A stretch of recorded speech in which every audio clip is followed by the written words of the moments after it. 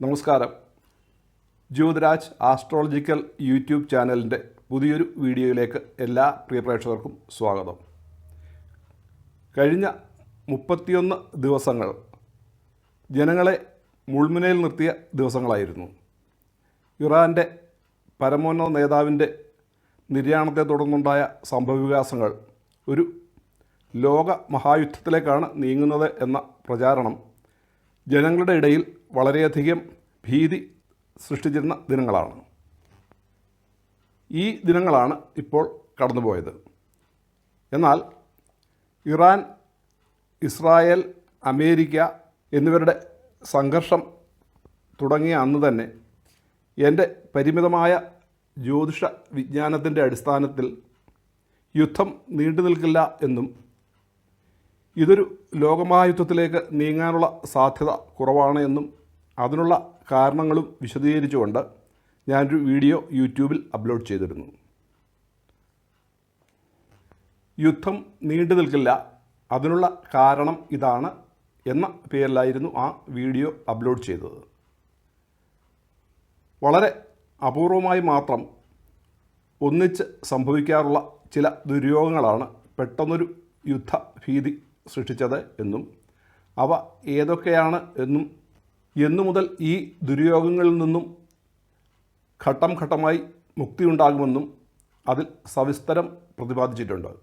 ആ വീഡിയോയുടെ ഐക്കൺ ഈ വീഡിയോ അവസാനിക്കുമ്പോൾ സ്ക്രീനിൽ കാണാവുന്നതാണ്. അതല്ല എങ്കിൽ ജ്യോതിരാജ് ആസ്ട്രോളജിക്കൽ യൂട്യൂബ് ചാനൽ എന്ന് യൂട്യൂബിൽ സെർച്ച് ചെയ്ത് ചാനലിൽ കയറി നോക്കിയാലും ആ വീഡിയോ കാണാവുന്നതാണ്. ആ വീഡിയോയുടെ ലിങ്ക് ഈ വീഡിയോയുടെ അകത്തും കൊടുത്തിട്ടുണ്ട്. അതിൽ പറഞ്ഞിരിക്കുന്ന പ്രകാരം ഓരോരോ ദുര്യോഗങ്ങളും മാറി മാറി അവസാനമായി അംഗാരക ദുര്യോഗം 2/4/2026 മാറിയിരിക്കുകയാണ്. അതായത് 2/4/2026 വ്യാഴാഴ്ച പകൽ 3:29 ചൊവ്വ മീനം രാശിയിലേക്ക് പ്രവേശിച്ചതോടുകൂടി അംഗാരക ദുര്യോഗം അവസാനിച്ചിരിക്കുകയാണ്. ചൊവ്വ മീനൻ രാശിയിൽ പ്രവേശിച്ച് ശനിയുമായി യോഗം ചെയ്യുന്നത് കാരണം അഗ്നിമാരുത യോഗമെന്ന മറ്റൊരു ദുര്യോഗമാണ് രൂപപ്പെടുന്നതെങ്കിലും അത് അത്രയധികം പേടിക്കാനില്ല. സാധാരണഗതിയിൽ ഗ്രഹങ്ങളുടെ ഭ്രമണമധ്യേ ഈ ദുര്യോഗങ്ങളൊക്കെ ഇടയ്ക്കിടയ്ക്ക് ഉണ്ടാകാറുണ്ടെങ്കിലും ഒന്നിലധികം ദുര്യോഗങ്ങൾ സൂര്യഗ്രഹണവുമായി ഒത്തുവരുമ്പോഴാണ് മനുഷ്യരാശിക്ക് കൂടുതൽ പ്രശ്നങ്ങളുണ്ടാകുന്നത്. ലോകത്തെ മുൾമുനയിൽ നിർത്തിയ കൊറോണ എന്ന വിപത്തുണ്ടാകുന്നതും സൂര്യഗ്രഹണത്തോട് അനുബന്ധിച്ചുണ്ടായ ദുര്യോഗത്താലാണ്. എന്നാൽ അന്ന് സർവേശ്വരകാരകനായ വ്യാഴം നീചരാശിസ്ഥിതനായത് കാരണം ഈ വിപത്തിനെ നിയന്ത്രിക്കുവാൻ കഴിഞ്ഞിരുന്നില്ല. വ്യാഴം നീചരാശിയായ മകരം രാശിയിൽ നിന്നും കുംഭം രാശിയിൽ പ്രവേശിച്ചതോടുകൂടി കൊറോണ കേസുകളുടെ നിരക്കുകൾ കുറയുകയും വ്യാഴം സ്വക്ഷേത്രബലവാനായി മീനം രാശിയിൽ പ്രവേശിച്ചതോടുകൂടി കൊറോണയെ മറികടക്കുവാൻ ലോകത്തിന് സാധിക്കുകയും ചെയ്തു.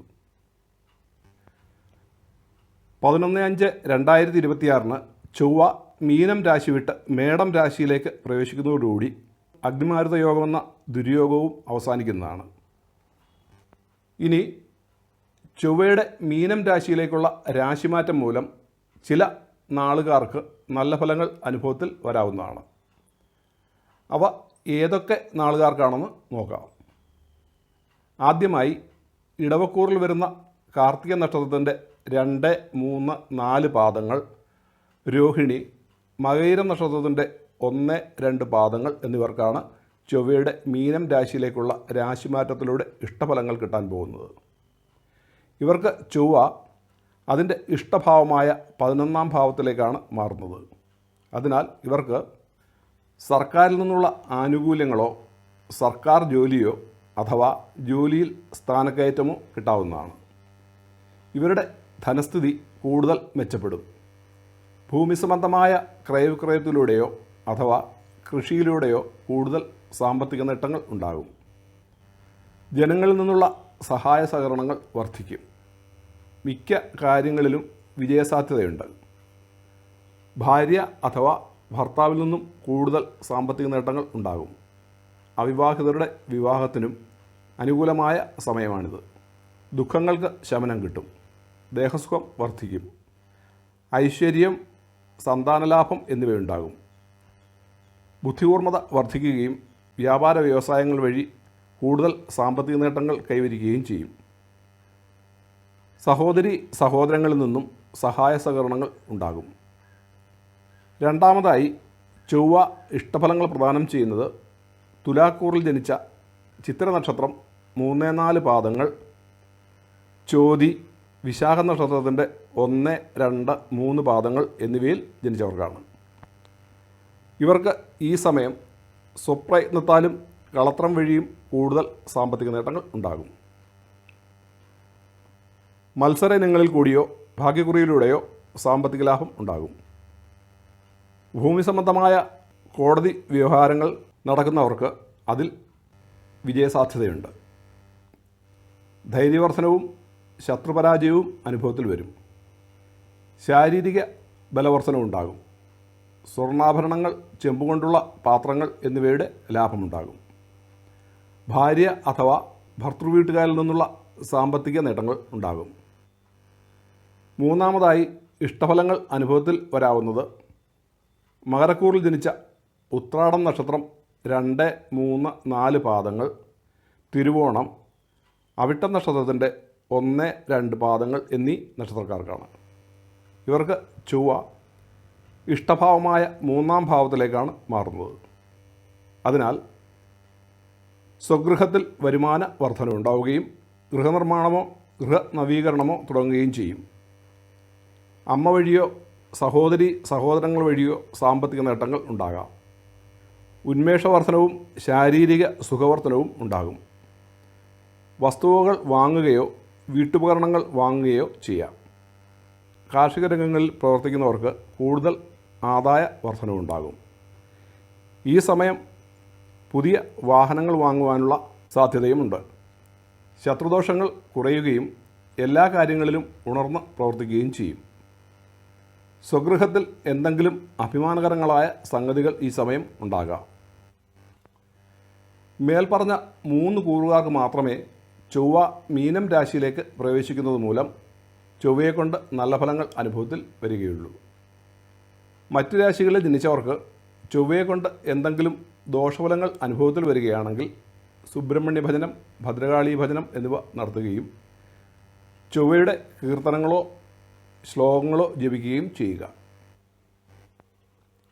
ഇപ്പോൾ നല്ല നക്ഷത്രദിശാസമയമോ അപഹാരമോ നടക്കുന്നവർക്ക് മേൽപ്പറഞ്ഞ അനുകൂല ഫലങ്ങൾ നല്ലതുപോലെ അനുഭവത്തിൽ വരും. അല്ലാത്തവർക്ക് ഗുണഫലങ്ങളിൽ കുറവ് വരും.